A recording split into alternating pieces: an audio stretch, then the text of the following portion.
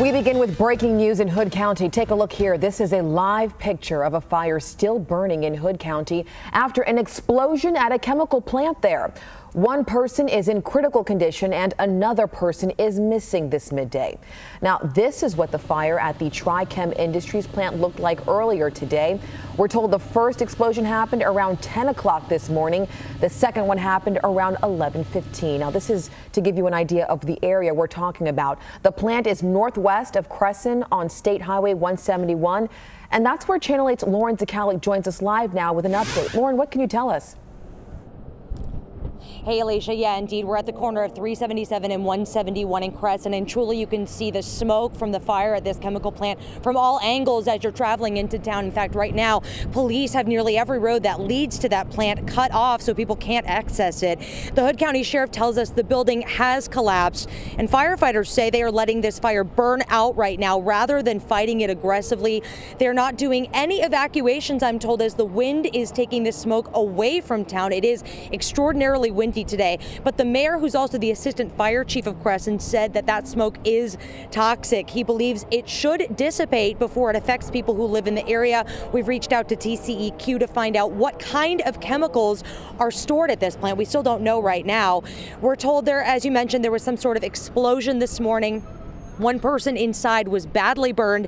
The other person is still missing. Now, it's unclear right now if they were the only two people that were in the plant at the time of the explosion and the fire, but we're getting those details. We've got fire crews from all over the area coming. In fact, we've seen Fort Worth firefighters, about 11 units, I'm told, were here to come help this fire. Crescent does have a fire department, but it is volunteer only. They are out certainly at that scene. We'll bring you the very latest as soon as we learn a little bit more. For now, we're reporting live in Crescent, Lauren Zakalik, Channel 8 News. All right, Lauren, thank you very much for that update. And the mayor of Crescent, Bob Cornett, joins us live on the phone now. Mayor, thanks for joining us. So Lauren just mentioned that there are toxins in the smoke that's sort of traveling right now. So what is your advice? What's being done for folks who live nearby in this area? Well, in this particular area, there's really no housing anywhere close to this. And the way the wind is blowing, it's not blowing it towards any housing. You know, if it changes or switches, then we may have to do some evacuation. But right now, it's not a problem. At this point, should folks who may be seeing the smoke, no matter if they're in a home or a different area, shelter in place, or do you want them to just get out as quickly as they can? Well, right now I'd shelter in place until if the wind switches, then we will get everybody available and start evacuating people. But there's no housing anywhere close to this plant. Okay. At this point, we understand that one person is missing. Another person is in critical condition. Have we identified who those people are or what the status is of the person who is missing? No, but there are three. We have one person that was transported to Hood County Hospital. Another one, the badly burnt person, was care flighted to Dallas, and then we have one person that is missing. I'm wondering, Mayor Cornett, have you heard any updates as to what may have possibly caused this situation to happen this morning? No, I don't. I haven't heard anything that is definite,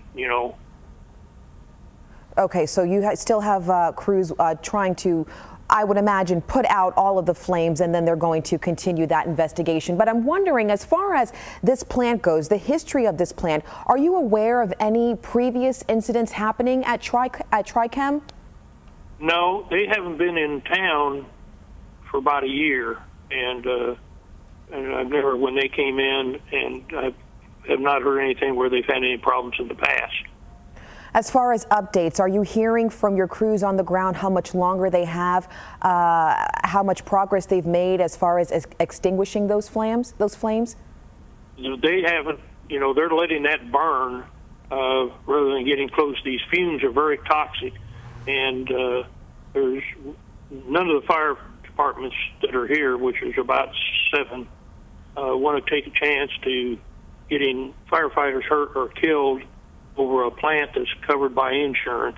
It just doesn't make sense. So, and they're going to be out there a long time. It sounds like it's a bit of a balancing act at this point, waiting for it to be safe enough for them to go in, to also continue looking for that missing person. At this point, do you have an idea of just how many people are on the ground at the plant right now? I'm just going to take a guess that there's probably 50 or 60. 50 or 60. Wow. And you say they still have a long ways to go. And we're looking at aerial images right now, and it looks like this building just completely caved in. This right here is a live picture. The smoke is a lot better than what we've been seeing earlier this morning, but we're looking at the remnants of this plant, and it just looks like it's completely collapsed. There really isn't anything much left to salvage there. Yeah, it has. It's the roof's caved in, and that's going to make it more difficult in getting the fire out, because all the metal and everything is on top of the fire.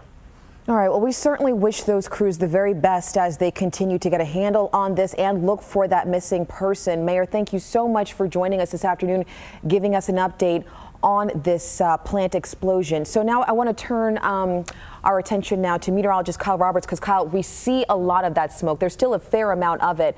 And as Lauren mentioned, the winds are pretty strong. Yeah.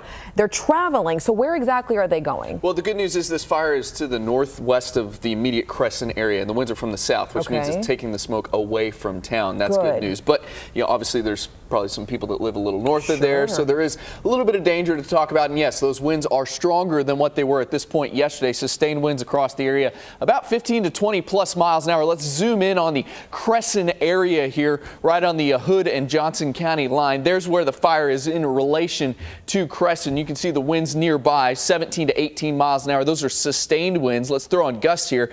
Gusts 25 to 26, maybe even close to 30 miles an hour. All of this from the south, so it's carrying that smoke to the north. We can talk about what the winds are going to do the rest of the day. We'll put a forecast here for wind speeds, 23 miles an hour or so, and then these would be sustained winds, sustained at 25. So it's not like these winds are going to relax as we head into the afternoon. They're still going to be quite breezy from the south. There will not be a wind shift today, so we don't have to worry about that smoke all of a sudden taking a turn and moving into the Crescent area. It's going to continue to drift north with those southerly winds gusts of 25 to 30 as we head through the day today. Maybe by this evening, those winds will start to relax a little bit, but we are still going to see a breeze this evening and into the overnight hours. Now, when I return, we need to talk about storm chances for the weekend and near record temperatures tomorrow. That's all coming up. All right, that sounds good. Thank you so much, Kyle. And of course, you'll want to stay with News 8 for continuing coverage of the chemical plant explosion in Hood County. We'll have that coverage for you both on air and online at WFAA.com.